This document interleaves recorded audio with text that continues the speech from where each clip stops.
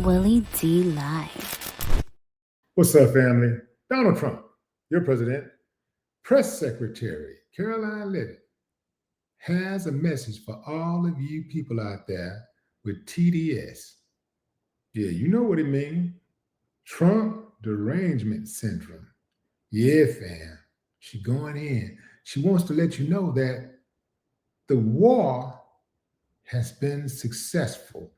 So successful that we're still fighting. Yeah. Now, Trump said the war was over, but she's saying, hey, man, we're still fighting. We're still sending troops. We're sending 10,000 troops to the Middle East to get this thing over with. You know, we got work to do back here in the U.S. We got to bring down gas prices and food prices. Wait a minute. Trump said he's already done that. Anyway, we get back to that later. That's small stuff. Check out what she said. Operation Epic Fury is moving ahead successfully and according to plan. With each passing day, the United States military is increasing its advantage over the terrorist Iranian regime.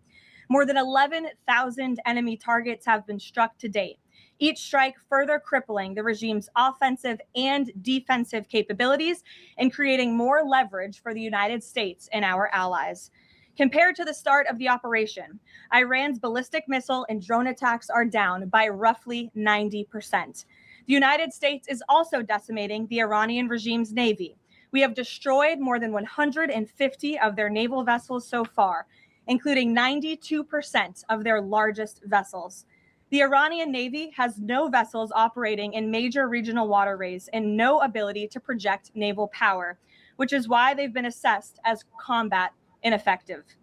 Our military continues to obliterate Iran's defense industrial base, with nearly 70% of their missile, drone, and naval production facilities and shipyards damaged or destroyed thus far, significantly reducing their ability to pose future threats in the region. U.S. and Israeli joint forces control the skies and have asserted air dominance over Iran, completing more than 11,000 successful combat flights thus far. The trend remains clear. The United States is conducting more intense, targeted strikes with devastating combat power with each passing day to destroy the threat posed by the Iranian terrorist regime, as President Trump sought out to do a month ago. It's no surprise that we are seeing the remaining elements of the regime become increasingly eager to end the destruction and come to the negotiating table while they still can. Despite all of the public posturing you hear from the regime and false reporting, talks are continuing and going well. What is said publicly is, of course. Let's stop right there just for a moment, fam. Just for a moment. Let's talk about this for a moment.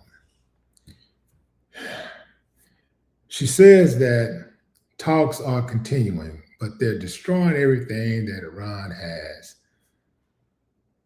at their capabilities, or they used to have. Because they've destroyed everything. They've destroyed all of their missile capabilities, all of their they just destroyed everything. So why aren't they waving the flag in on the ground in Iran? Because when the U.S. take over something, they love to, like, we own it, we got it, we're taking care of it. You know what I'm saying? We running the show. They like to show themselves and their dominance. We haven't seen any signs of that dominance. All we've been hearing is a lot of lip service.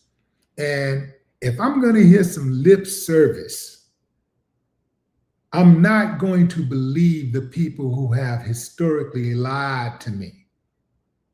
I'll give the other guy a chance.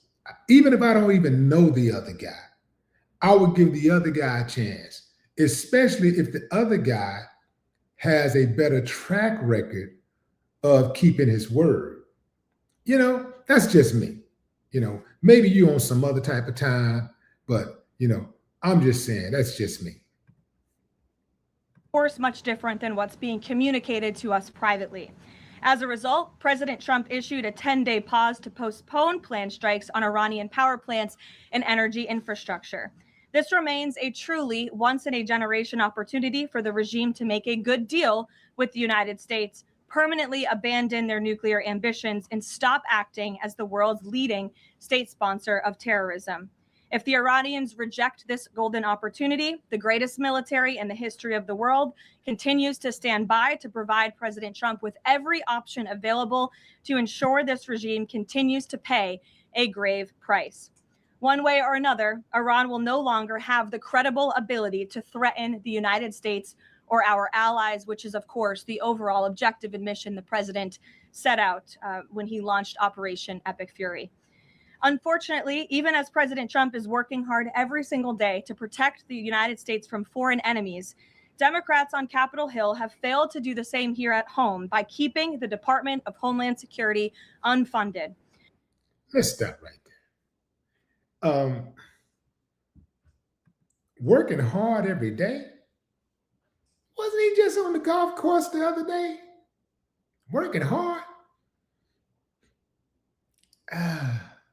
Isn't Lindsey Graham like on spring break or something like that?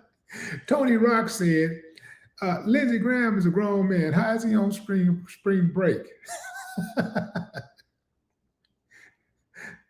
Family, by a show of hands, who amongst us think Donald Trump has ever worked hard a day in his life? Working hard, Donald Trump? Man, this dude got it easy. He got it made in the shade. And he's always had it made in the shade from the time he was born. He was born with the whole drawer of silverware in his mouth. Working hard. Yeah, right. Man, get out of here with propaganda. And the world's greatest terrorist, I can assure you that other countries besides Israel or any other country that may be picking on Iran is not concerned about Iran attacking them. They're not. But they are worried about America attacking. That's why a lot of them paid that fee of $1 billion to be part of the board, the so-called Board of Peace. But you know what's funny is when you go into these comments, like on the White House YouTube website or something like that, not website, but the YouTube channel, or you go on some of these Instagram pages and stuff, these conservatives, and they'll be in the comments like saying, "Good job, my president, another 4 years and another term, and Mr. President, you're doing a good job." But I have to remember that a lot of people in this country are on Medicare. I mean, they're on medicine. They're taking medicine, right? A lot of people are on meds in this country.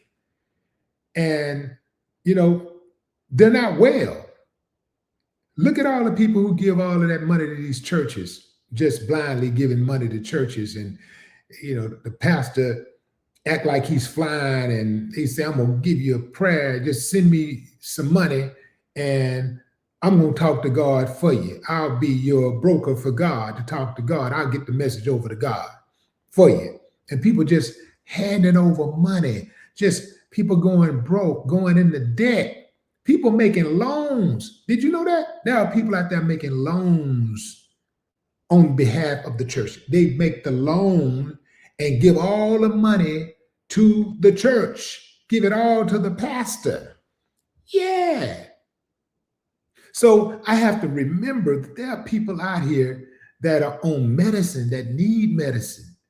There's a lot of people out here that are just also cuckoo. And then you got a lot of deranged people. You have a lot of people out here in America who need to be on medicine. Yeah, whole lot of them. So, you know, when I hear people saying stuff like that, I got to just keep that in mind. And I want you to keep that in mind, fam, that it's not you. It is absolutely not you. It is them. Over the past 6 weeks, Democrats in Congress have pushed our air travel system to its breaking point and inflicted massive pain on Americans with their reckless political games. 500 TSA officers quit their jobs. Thousands more were calling out sick at record rates due to the lack of pay. This resulted in security wait times exceeding 3 hours at major airports across create chaos and play the victim. That's the play, y'all. The country, creating nightmares for millions of Americans. Overall morale among TSA staff plummeted as well. All of this creating an unacceptable heightened security risk. Because of the Democrats' unwillingness to do their basic job of funding DHS, President Trump determined that these circumstances constituted an emergency, compromising American security. That's why last week he accordingly signed a presidential memorandum directing the Secretary of Homeland Security to work with the Director of the Office of Management and Budget here at the White House to use those funds with a reasonable and logical nexus to TSA operations to provide TSA employees with the compensation and benefits that would have accrued to them but for the Democrat-led DHS shutdown. This bold and necessary action by President Trump will ensure our TSA workers receive their hard-earned paychecks. It should not have come to this point, but President Trump will always do what's right by the American people, and he found a way to do that.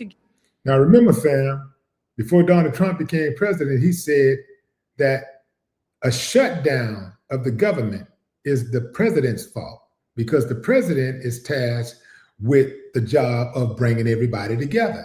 And if he can't bring everybody together, it shows his failed leadership. But somehow, some way, now that he's president, it's somebody else's fault. Absolutely amazing. Get TSA paid.